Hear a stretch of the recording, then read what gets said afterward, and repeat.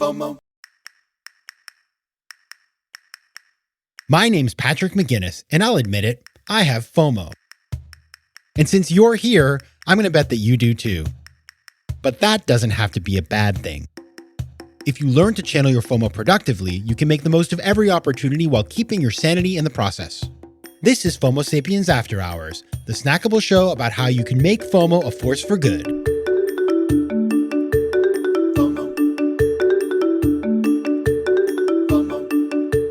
Hey there, FOMO Sapiens. Welcome to another episode of After Hours. Today, I want to talk about the ultimate work from home setup. Now, listen, you're like, Patrick, work from home is ending. I mean, it may be, it may not be. Who really knows? It is for you if you work at Goldman Sachs. However, here's the thing.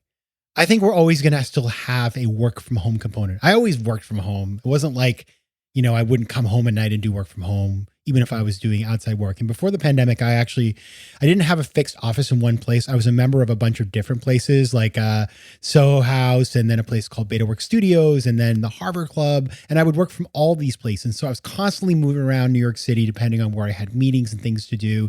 And that's great. But frankly, being at home sort of in one place can be very productive if your house is quiet.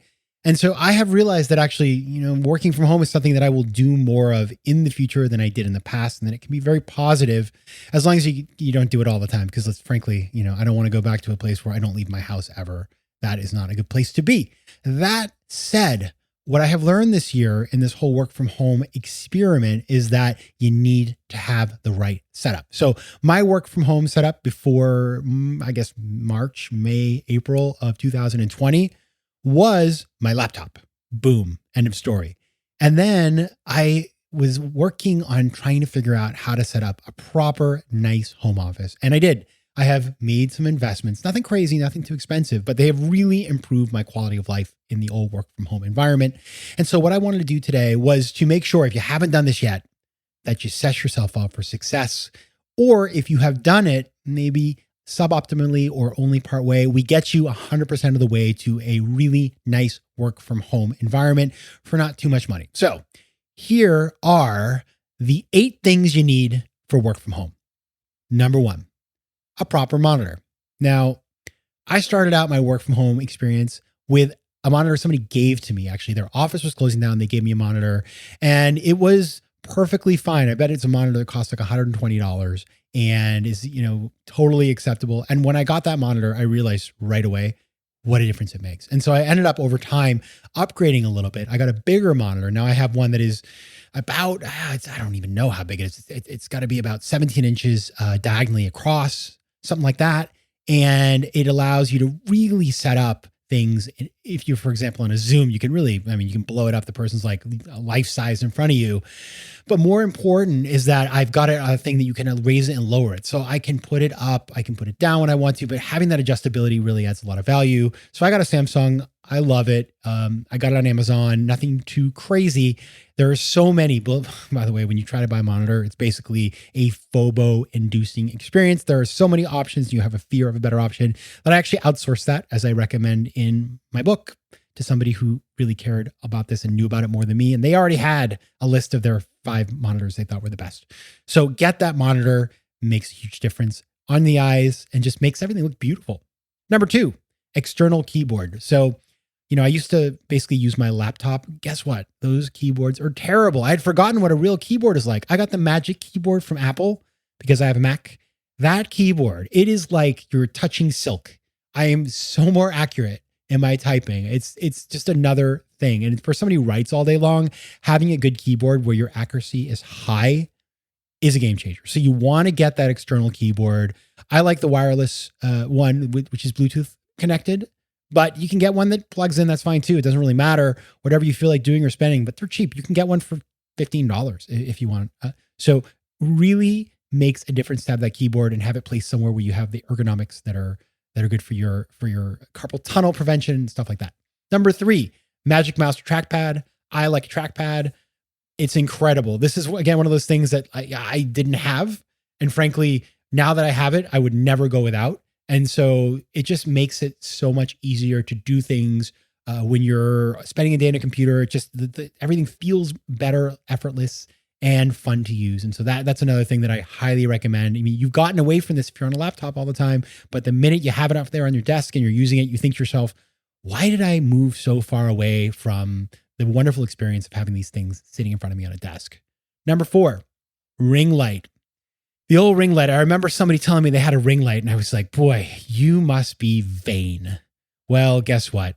You get a ring light, you realize how much better you look. And if you're spending your day on Zoom or, I'm doing a lot of speaking on Zoom, it makes a huge difference, especially if you're in a business setting, you want to look your best, or maybe you're going on a date, you want to look your best.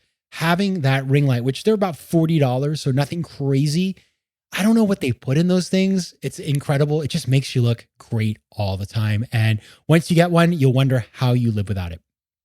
Number 4, an external camera. So you can use the camera on your laptop. Sure, I used to. And then I realized, whoa, the external camera, and I got a Logi, which is about $100. So nothing crazy. I think it's one of the best ones out there because I did some research, and the quality, it's cinematic. It looks like you're going to win best cinematographer at the Zoom Awards because everything looks beautiful. You throw that with a ring light together and you're unstoppable. And it's really a huge difference. One of those things that I didn't even think about. It took me about a year before I got a proper external camera. And once I did, I realized, wow, it's the cameras and the laptops just aren't very good. Next, number 6, laptop stand. Now, this is for somebody who wants to use their laptop as a second screen or maybe wants to use that camera still.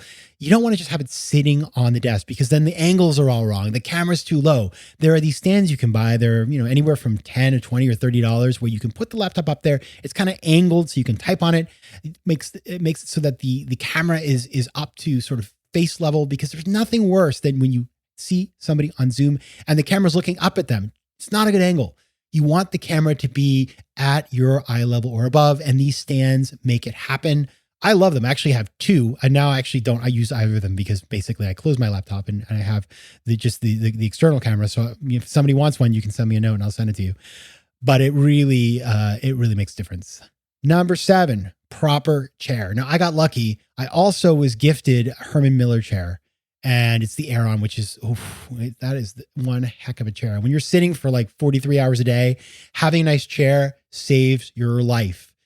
Now, the Aeron's expensive. I thankfully didn't have to pay for it. So I'm just thank you to the person who gave me that. I still thank you every time I sit in it. But having a nice chair that supports you ergonomically is worth a little investment. And if you have an Aeron, then you know what I'm talking about. There are lots of great chairs out there. There's lots of chairs that are just like Aerons, but obviously a lot cheaper. But you want to think about something where your feet are on the ground, you are supported, lumbar, you've got arm support. And if you're sitting there for hours a day, you don't get sore, because that is not a place you want to be. And finally, this is one of my favorites. I bought this thing. It's an external microphone and speaker. So you sit it on the desk in front of you. It's basically kind of like, if you think of like a Polycom, it's like your own personal Polycom, and it has microphones and a speaker, and it's way better than your laptop. So I use the Jabra 510, got that for, I think it's a little over $100. So it's not super cheap, but it's not crazy either. It's actually totally portable. So post-pandemic or post-pan, I'll take it with me on business trips. But having that external speaker, the sound is so much better, both in terms of the mic and the sound, than the laptop. And so again, it just really makes a difference. And so at the end of the day, my laptop, which I used to have open and that was kind of all I had, has become basically my hard drive. Of course, I take it with me when I go places, but when I'm at home, it is closed, it is plugged in. I have everything sort of routed into a USB router that connects to all these peripherals. And then the laptop is out of sight, out of mind. And so it just looks nicer. It's more fun to use. I enjoy it more. Work is more fun. And if you can find anything to make work from home more fun, of course, you got to do it. All right. So, you know what I'd love to do? I'm going to put a picture of this on Instagram. If you have a work at home setup that you like, post it on Instagram, tag me, Patrick J. McGinnis. Or if you have ideas or things that I missed, let me know. You can write me at letsconnect@patrickmcginnis.com. Find me on Instagram at Patrick J. McGinnis or on Twitter at PJ McGinnis. I love hearing from you, and I'm sure many of you have figured this out in ways that are even better than me. So let me know. And with that, we come to another end of After Hours. Have a great week, and we'll see you on Thursday. FOMO. Want more of FOMO Sapiens and After Hours? Head over to FOMOSapiens.com where you can listen to past episodes, learn more about the show, and find out how to advertise. You can also connect with me on Instagram at Patrick J. McGinnis and on Twitter at PJ McGinnis.